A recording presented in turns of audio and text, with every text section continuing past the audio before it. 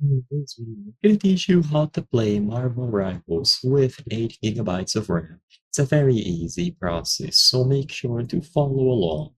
In this video, I'm going to be talking about what you can expect when trying to run Marvel Rivals on a PC or a laptop that only has 8 gigabytes of RAM. If we visit the official Steam page for the game, we can go all the way down, and over here we will meet the minimum system requirements.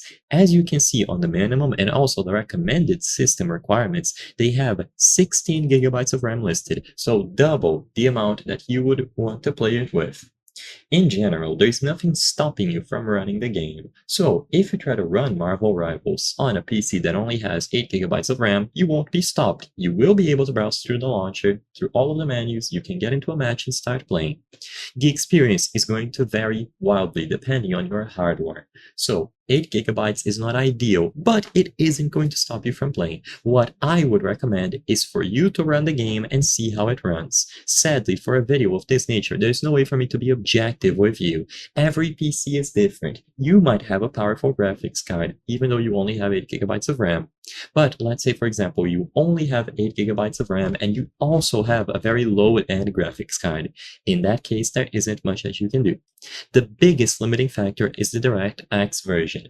If you don't have DirectX 12, then you will not be able to run the game. The minimum that you can go in regards to graphics card and DirectX version is most likely something like a 790 or a 1080. Besides that, you will not be able to run the game because, like I said, the DirectX version is the most important thing by far.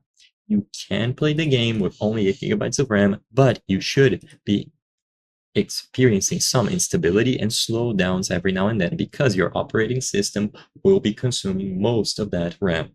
Besides that, you do have the option of playing Marvel Rivals through a cloud gaming service if you prefer, but usually these are paid, and if your internet connection is not the best, then the experience can be very unstable.